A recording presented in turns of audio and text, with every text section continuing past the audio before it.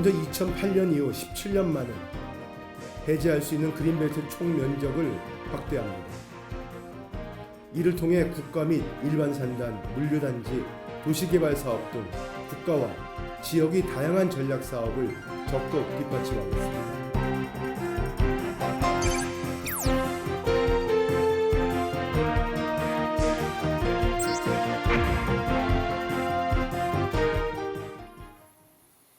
정부가 비수도권의 그린벨트를 폭넓게 해제하고 국가, 지역 전략 사업을 15개 지역에서 추진합니다. 해제 가능한 그린벨트 면적이 대대적으로 늘어나는 건 17년 만인데요. 자세한 내용 목민경제정책연구소 주성규 대표와 이야기 나눠보겠습니다. 어서 오십시오. 안녕하세요. 예, 앞서도 잠깐 말씀드렸는데 네. 17년 만입니다. 그린벨트 해제 가능 총 면적 자체가 늘어나게 됐습니다. 이게 어떤 배경에서 추진이 되는 건가요? 네, 2월 말에 사실은 이제 그 국정현안 관계 장관 회의가 열렸고요. 거기에서 이제 국가와 지방의 다양한 전략 사업을 적극적으로 지원하기 위해서 그린벨트 규제를 이제 완화하는, 해제하는 그런 부분들이 결정이 되었습니다. 그래서 이제 그린벨트 해제 자체에 대해서는 굉장히 사회적 이슈로서 많이 이제 거론되어 왔기 때문에 이번에 그 해제되는 면적 자체도 굉장히 아까 말씀하신 대로 17년 만에 최대의 규모로서 해제된 부분이다 보니까 아마 지금 여의도 면적의 한 15배 정도로 이야기가 되고 있거든요. 그래서 이런 부분을 통해서 이제 지금 정부가 생각하는 것은 지역 경제 활성화와 그다음에 이제 기업 투자 유치를 촉진하기 위한 조치로 볼 수가 있습니다.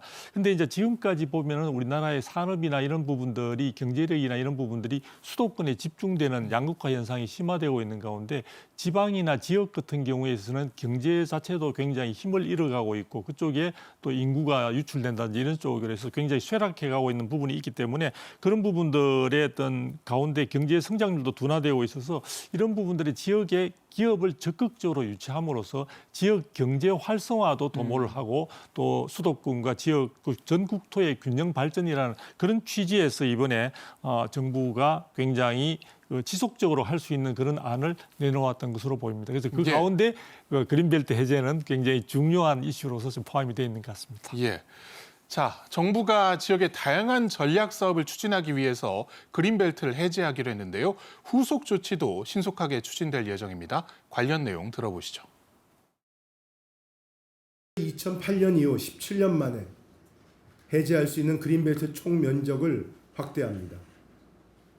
이를 통해 국가 및 일반 산단, 물류단지, 도시개발사업 등 국가와 지역의 다양한 전략 사업을 적극 뒷받침하겠습니다.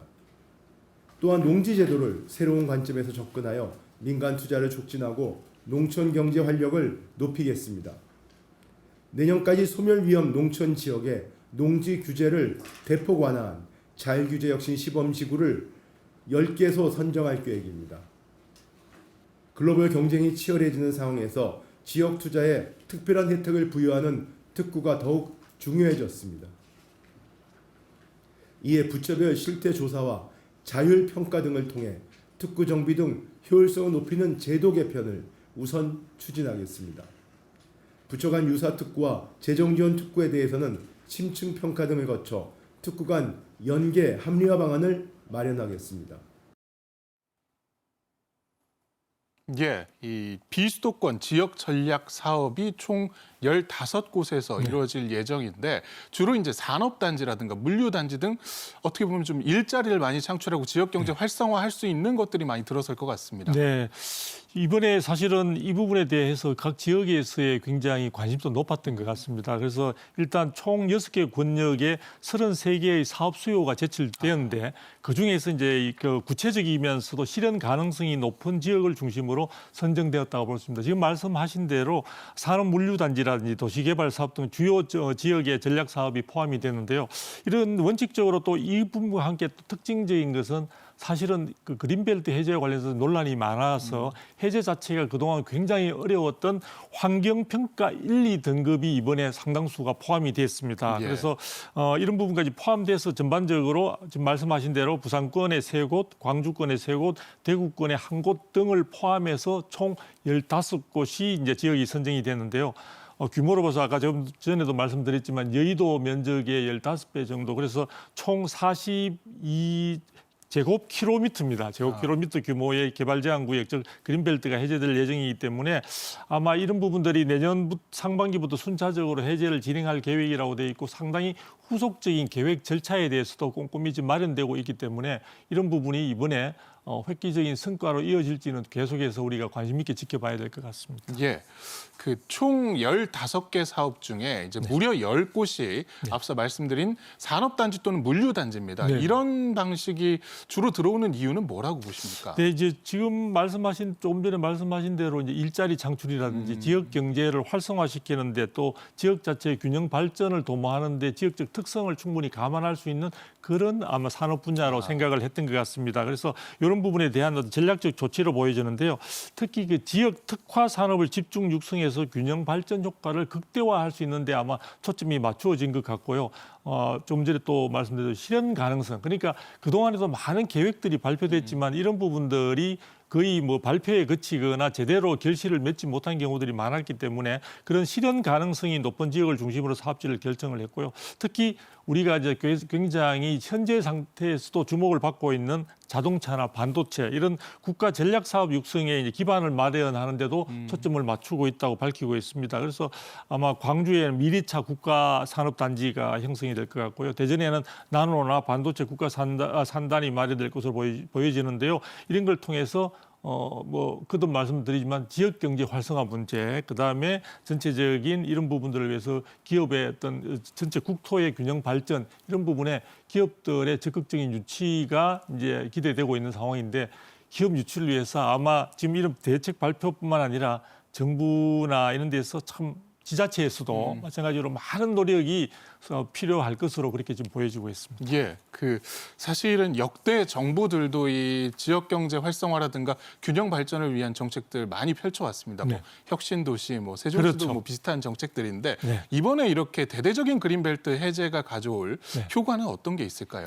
네, 이런 부분들이 가져올 때는 이제 그 산업의 어떤 우리 국토의 균형 발전이란 부분, 지역 경제 활성화 이런 부분 외에도 사실은 이제 최근에 보면은 어떤 환경 평가 1, 2등급지로 해서 그린벨트 해제가 쉽지 않은 지역까지 포함이 됐거든요. 이런 부분은 단순히 우리가 산업을 발전시키고 경쟁력을 제고시켜서 지역 경제를 활성화시키거나 국토 균형 발전이라는 것 이외에도 해당되는 지역에 이제 많은 분들 주민들의 생활 편의를 좀 정진시키고 산업과 공공이 조화를 이루는 그런 공간 조성에 그래서 자연 공간도 훼손만 시키는 것이 아니라 대체지를 확보해서 또 그 부분을 충분히 보완할 수 있는 그런 부분들이 이루어지고 있기 때문에 제가 생각하기에는 어떤 경제적인 효과 이외에도 많은 주민들이나 이런 분들이 그게 정주하고 싶은 그런 부분들의 마음들을 갖다 키우는 그런 부분들이 있기 때문에 하나의 지역의 어떤 커뮤니티 자체가 이제 회생되고 재생되면서 많은 또 다른 쪽의 지역에서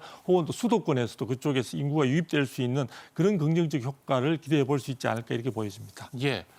그 이제 판이 짜여졌는데 가장 중요한 거 앞서 잠깐 짚어주신 대로 기업들이 여기 들어와서 실제로 이제 경제가 활성화가 되는 게 가장 시급합니다. 네네. 그 정부와 지자체들 입장에서는 아무래도 뭐 규제 개선이라든가 여러 가지 방안을 좀 마련해서 기업 투자 유치를 좀 이끌 계획을 가지고 있을까요? 네네. 지금 이제 이런 부분들이 구체적인 내용들이 현재도 이제 구체적으로 마련되고 있는 과정이라고 볼 수 있는데요. 이번 그린벨트 해제 조치를 통해서 지역 경제 활성화 균형 발전을 추진하는데 어느 정도의 효과가 있을까 하는 부분들이 이제 사업 추진의 동력을 확보하는 데 굉장히 중요한 의미가 있을 것으로 보입니다. 그래서 정부가 할 때는 일단 현재 총 27조 8천억 규모의 사업비를 투입할 예정에 있고요. 그에 대해서 생산 유발 효과가 사실은 제일 중요한 부분인데 지금 정부가 기대하기로는 124조 5천억의 경제적인 생산 유발 효과를 기대하고 있고요. 또 무엇보다도 그 지역에 있어서 이게 활기를 도모하기 위해서는 그 지역에 일자리가 많아서 인구가 유입되는 그 효과가 대단히 커야 되는데 아마 이 사업이 추진된다면 고용 창출 효과가 약 38만 명에 이를 것으로 지금 기대가 되고 있는 것 같습니다. 그래서 그러다 보니까 정부에서는 현재 이번에 발표한 대책 이외에도 추가적인 2차 어떤 그 그린벨트 해제라든지 이런 부분까지 지금 준비를 하고 있는 상황이기 때문에 정부가 지금 표현하는 것으로는 지역의 활력을 불어넣는 과감한 규제 혁신을 계속하겠다 이런 표현을 하고 있습니다. 그래서 이런 부분들이 잘 활용을 하고 단순한 규제 완화 차원이 아니라 말 그대로 지역 성장의 기회로 적극 활용을 한다면은 아마 이번을 계기로 해서 지역이 그동안 쇠락해가고 있는 모습을 벗고 발전하는 모습 또 성장하는 모습 이런 부분으로 아마 재생돼 부활되지 않을까라는 기대도 좀 모으고 있습니다. 예, 그 늘 그린벨트 해제한다고 하면 따라오는 단어가 있습니다. 바로 투기인데요. 네네. 이번에도 사실 해제 면적이 상당히 되다 보니까 네. 토지 가치 상승으로 이제 투기꾼들 몰리지 않을까 이런 우려도 나옵니다. 네. 정부가 좀 대책을 가지고 있을까요? 네, 이 부분이 사실은 굉장히 염려되는 부분이고요. 역대 우리가 사업을 추진하는 과정에서 꼭 그쪽에 투기적인 목적을 가지신 분들이 개발 초기에 들어왔다가 상당한 수익을 남기고 빠져나감으로써 그 지역 남은 지역 자체가 본래의 목적은 사라지고 상당히 황폐화되는 그런 경우들이 많고 또 주민들 간에 여러 가지 갈등이나 이런 분쟁이 발생하는 경우도 많았거든요. 이런 부분을 사전에 차단하기 위해서 정부는 해당되는 지역을 우선 토지거래 허가구역으로 지정해서 투기 목적의 거래를 그게 이제 사전에 차단하는 그런 쪽을 지금 준비를 하고 있는 것 같습니다. 그리고 지자체와 국가 정부가 협력해서 이상 거래 여부를 지속적으로 관찰하고 감시하고 그에 대해서 필요한 추가 조치가 있으면 적극적으로 하겠다고 밝히고 있기 때문에 과거에 실패했던 그런 사례들이나 좀 문제가 있었던 그런 사례들을 충분히 감안해서 토지 그렇다고 해서 이 부분을 규제만 너무 강화해서는 본래의 목적을 달성할 수 없기 때문에 개발 규제의 완화와 함께 투지 억제 대책을 균형 있게 또 정확하게 현실에 맞도록 현장감 있게 실시하겠다고 하니까 조금 신뢰감을 갖고 우리가 한번 지켜볼 필요가 있을 것 같습니다. 예. 그 지역 경제 활성화와 함께 또 한 가지 누려볼 수 있는 효과가 바로 농촌 소멸에 대한 대응이 아닐까 싶습니다. 그런데 사실 이제 농촌에 대한 투자는 이제 농지 규제에 상당히 막혀 있다 보니까 좀 네네. 어려운 상황이거든요. 네. 민간 투자를 유치하기 위해서 이 농지 규제도 상당히 좀 완화를 한다고요. 네, 그렇습니다. 지금 사실 농촌 인구도 지금 감소를 하고 있고요. 또 사실은 잘 아시겠지만 농촌에 가보면 빈집도 많고 상당히 고령화가 진행이 되어 있습니다. 어린아이 목소리, 우는 소리를 듣기가 힘들다는 이야기들이 나오고 있고요. 그러다 보니까 그렇게 농촌이 쇠락해 가게 되면 인접해 있는 도시마저도 활력을 잃게 되는 그런 상황들이 악순환이 이어지는 부분이 있기 때문에 이번에 농촌 소멸 대응 추진 전략을 수립했다고 밝히고 있습니다. 그래서 여러 가지 전략 안에는 이제 창업이나 워케이션 등 농촌에서 새로운 기회를 창출할 수 있는 그런 어떤 그 프로그램들이 포함이 되어 있는 것 같고요. 그다음에 이도 향촌이라고 해서 농촌과 도시를 오가면서 하는 생활 방식 이런 부분들도 아마 확산하는데 상당히 확산시키려는 그런 움직임이 있는 것 같고요. 그다음에 농촌 관광이나 이런 쪽에 관심이 증가하고 있으니까 이런 부분들에 대한 잠재적 가치를 보다 좀 본격화시키는 그런 부분들도 생각을 하는 것 같습니다. 그래서 일단 다양한 방식을 통해서 농촌이 가지고 있는 예전에 농사만 더 짓게 한다든지 또는 임대차나 임대 경영이나 이런 쪽이 아닌 실질적으로 좀 다른 지역에 있는 또 도시와의 연계선상에 통해서 농촌 자체가 활력을 되찾을 수 있는 그런 현실 토양에 맞는 그런 내용들이든 계획들을 수립하고 있기 때문에 저는 이번 것을 통해서 뭔가 가시적인 성과를 좀 얻어낼 수 있지 않을까 좀 성급한 기대지만 그런 마음을 가지고 있습니다. 예.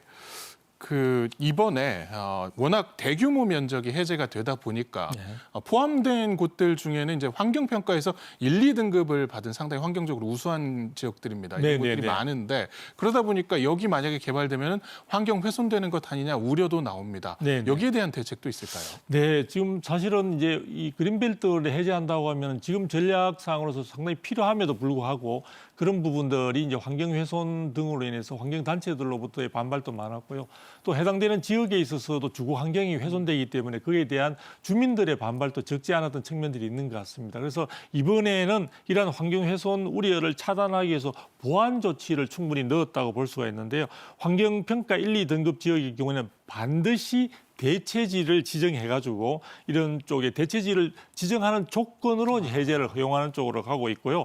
그다음에 이제 이런 대체지를 지정해서 환경 보존 기능을 충분히 유지할 것으로 보고 있는데 지자체에 협력해서 또 이 대체지를 적용하는 데 있어서도 대체지 확보가 쉽지 않은 경우도 있기 때문에 그동안에 별로 좀 상대적으로 용도가 적었던 그런 국공유지를 적극적으로 대체지를 활용함으로써 전체적으로 그린벨트 제도 취지의 취지는 충분히 유지하면서 이번에 전략적으로 어떤 개발이나 이런 걸 통해서 지역을 활성화시키려는 지역 경제를 활성화시키려는 그런 부분들을 정말 말 그대로 균형 있게 그렇게 지금 계획을 갖다가 유지하고 아마 지속적으로 계획을 실행해 나갈 것으로 그렇게 보여지고 있습니다. 예.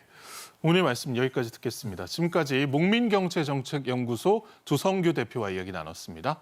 고맙습니다. 감사합니다.